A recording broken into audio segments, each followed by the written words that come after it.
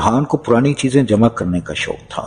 उसे एक कदीम तर्ज का आईना मिला, गहरे भूरे रंग की लकड़ी का फ्रेम जिस पर अजीबोगरीब तरतीबवार काले रंग के नक्काश बने हुए थे। वो उसे फौरन खरीद लाया। ये देखने में शानदार था। वो उसने कमरे की सामने की दीवार पर नस्ब कर दिया।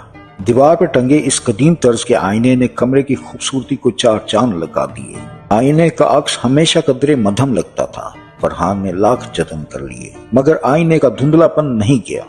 वो जब भी आईने में देखता तो ऐसा लगता जैसे वो किसी तारीक कमरे में देख रहा हो। वो जब भी उसे साफ करता मगर उसकी थोड़ी देर बाद ही वो वैसे ही धुंधला जाता। चंद बार तो उसने उसमें अपने अक्स को हरकत करते महसूस किया जिसे वो अपना वहम समझकर टाल गया।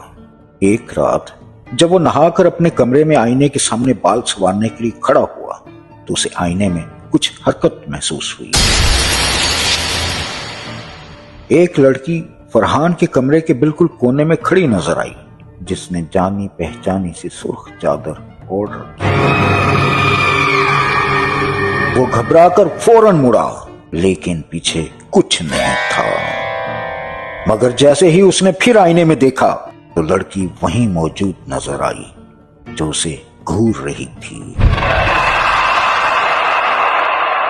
पहले तो वो लड़की उसे मुसलसल अजनबी नजरों से घूरती रही, फिर आहिस्ता आहिस्ता उसकी तरफ बढ़ने लगी। फरहान एक मजबूत दिल और शानदार जिसामत का कड़ियल जवान था। वो अक्सर पहाड़ी इलाकों में हाइकिंग करने जाता था। अपने हल्का अहबाब में उसकी हिम्मत और जोश की मिसालें दी जाती थी। वो डरा नहीं बल्कि बगैर मुड़े बतदरीज आईने में उसे देखता रहा। लड़की जैसे ही उसके करीब पहुंची तो फरहान फौरन उसे पकड़ने के लिए पलटा मगर उसके हाथ कमरे की फिजा में खाली ही घूम गए। वहां कुछ नहीं था। फरहान ने हंसते हुए अपनी बुद्धि पर थप्पड़ रसीद किया और खुद से कहने लगा, ऐसी एक्टिंग से फिल्मों में चांस नहीं मिलने वाला। सुधर जाओ फरहान, होश करो। पर अचानक सुर्ख चादर का ख्याल आते ही वो हंसते हंसते रुका और याद करने की कोशिश करने लगा लेकिन नहीं याद कर पाया। फिर एक रात वो अपने बिस्तर में आकर लेटा तो ख्याल आया कि कमरे की बत्ती बुझाना तो भूल ही गया।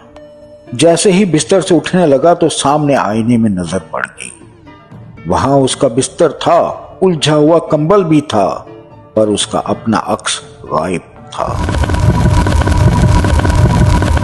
वो घबराकर खोज करने के लिए आईने की तरफ बढ़ा। जैसे ही पास आकर देखा तो वहां कुछ नहीं था, सिर्फ अंधेरा।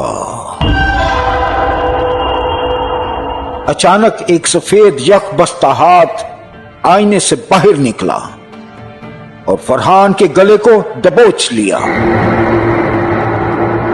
और उसे आईने में अंदर खींचने लगा। फरहान मजबूत और ताकतवर होने के बावजूद खुद का गला छुड़ा नहीं पा रहा था, जबकि उस हाथ का शिकंजा मजीद तंग होता जा रहा था। उसका दम घुटने लगा था। उसकी सांसें उखड़ी जा रही थीं। उसके नरफरे से दिल खराश आवाजें निकलने लगी थीं। आंखें उबलकर बाहर आ रही थीं और उसकी आंखों की पुतलियों में मौत रक्स करती दिखाई देने लगी थी। वो उखड़े उखड़े सांस लेता, कभी उस सफेद हाथ का शिकंजा गले से छुड़ाने की कोशिश करता, कभी आईने के फ्रेम पर हाथ जमाकर खुद को धकेलता, तो कभी अपने पांव दीवार पर टिकाकर खुद को बचाने की कोशिश करता रहा।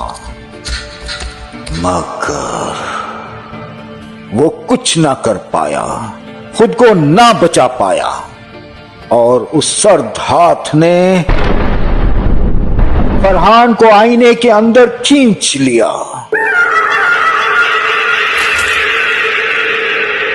अगले रोज 6 माह पहले सुर्ख चादर वाली नामालूम लड़की की कार एक्सीडेंट में मौत की तफ्तीश के सिलसिले में पुलिस फरहान को गिरफ्तार करने उसके घर आती है, क्योंकि उसे फरहान के खिलाफ बहुत से सबूत मिले थे।